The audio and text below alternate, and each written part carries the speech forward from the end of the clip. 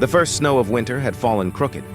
Not soft like the movies showed, but sharp and biting, the kind that crept into shoes and cracked skin raw. She stood at the edge of the iron gate long after midnight, fingers numb, breath stuttering in pale clouds, her hood pulled low as if the darkness itself might recognize her. The mansion beyond the gate rose from the land like a silent giant. Stone walls, warm yellow windows, money humming behind every brick. She didn't belong here.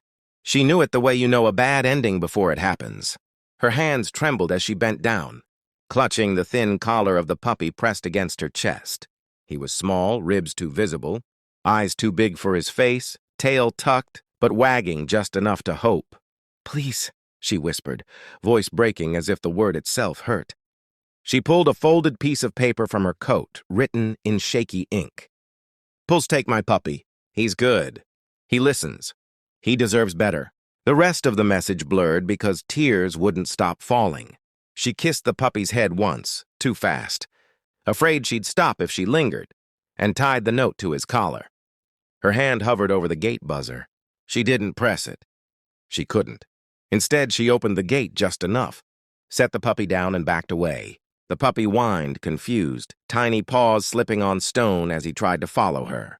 She turned, heart ripping open, and ran. Inside the house, Cole Mercer was awake. Rich men slept poorly, especially the kind who built everything themselves and trusted no one to guard it. Cole had grown up poor, grown hard, grown successful, and somewhere along the way, loneliness had settled into his bones like old weather.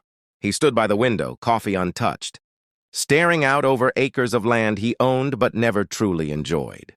That was when he heard it, a sound too small, too fragile to belong in a place like this. A whimper, then another. Cole frowned, grabbed his coat, and stepped outside. The cold bit instantly. He followed the sound to the gate, and there, under the glow of the security lights, sat a puppy shivering so badly it looked like the ground was shaking. Cole crouched slowly, eyes narrowing as he spotted the note. He read it once, then again. Something twisted in his chest, sharp and unexpected. "Well," he murmured, voice rough, "looks like you picked the wrong door, little guy." He reached out, and the puppy didn't flinch. That did something to him. When Cole stood, puppy tucked under his arm, he noticed footprints in the snow, small boots, uneven steps, someone running away from something heavier than fear. Cole followed them without thinking. She didn't get far.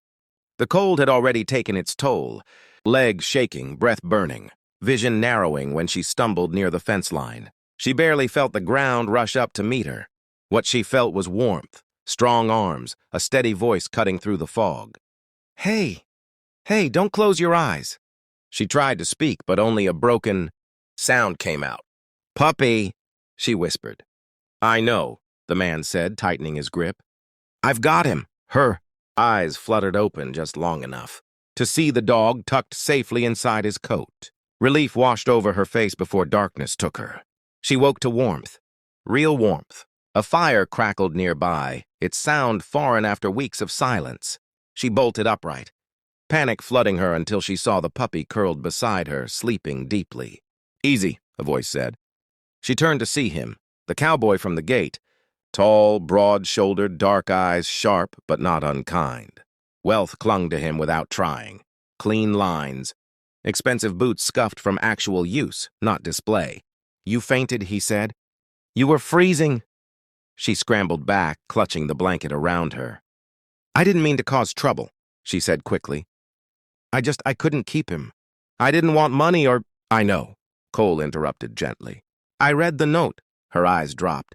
Shame burned brighter than the fire. "You were going to leave him and disappear," he said. Not accusing, just stating. "Why?"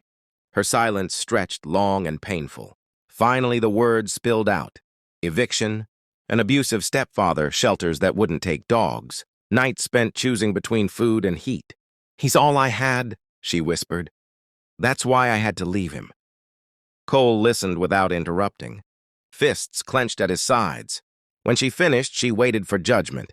Instead, he crouched down to her level. "You didn't abandon him," he said quietly. "You protected him." Tears streamed freely now. "You can keep him," she said quickly. "Please. That's all I wanted." Cole looked at the puppy. Then at her. Something settled in his voice when he spoke. "The dog stays," he said. Then softer, firmer. "You stay too." She stared at him, stunned. I can't." "You can," he said. "And you will. At least until you're on your feet." She shook her head, fear flashing. "I don't want charity." Cole stood, offering a hand. "Good, I don't give charity. I give chances." The puppy woke, tail thumping against the floor like it agreed. She laughed through tears, a sound she barely recognized as her own. When she finally took his hand, it felt like stepping out of a storm she'd been trapped in for years.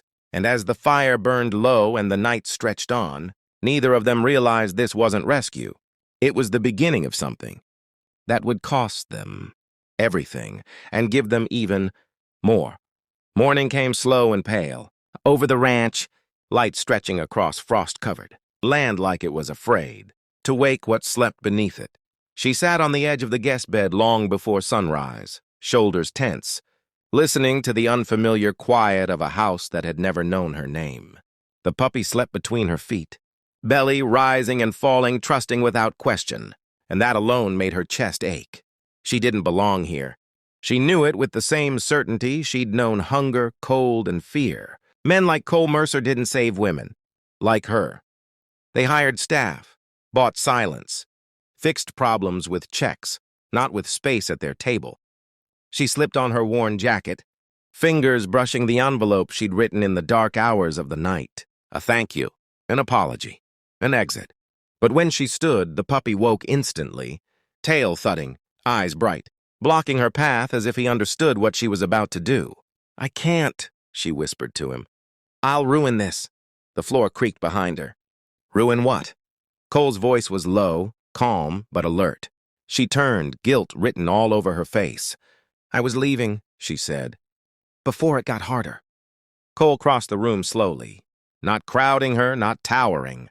"Harder than sleeping outside in winter?" he asked. She swallowed.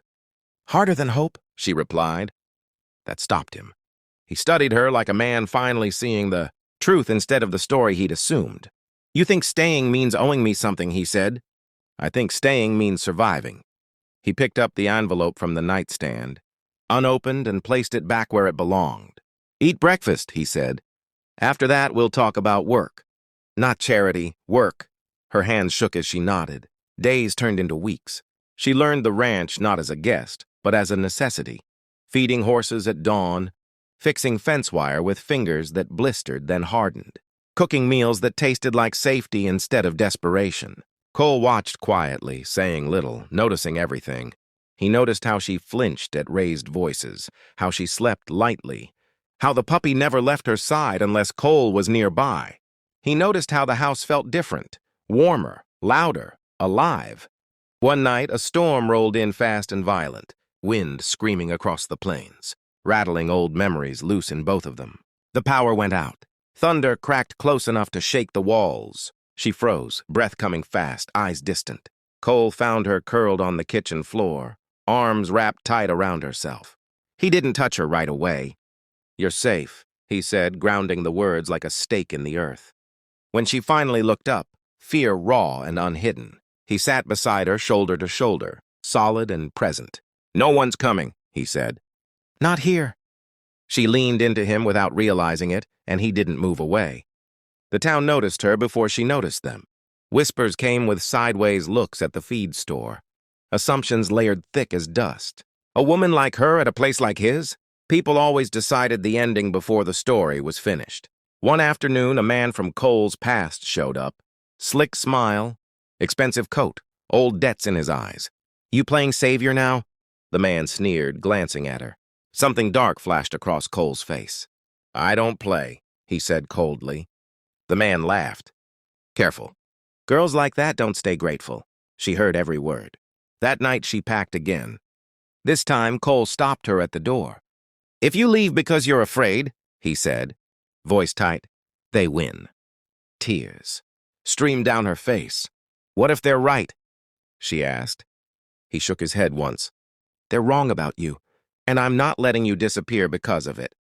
She broke then, sobbing into his chest, years of being unseen finally crashing out of her. Winter broke. So did walls. Laughter came easier. The puppy grew strong, fearless, loyal to them both. One evening, sitting on the porch watching the sun bleed gold across the land, she finally spoke the truth she'd been carrying like a secret sin. "I was going to give up," she said softly. That night. "If you hadn't opened the door," Cole didn't look at her when he answered. "I was already gone," he said. "Just didn't know it." Silence settled, not empty but full. When their hands touched, it wasn't sudden or dramatic. It was inevitable. The town never apologized.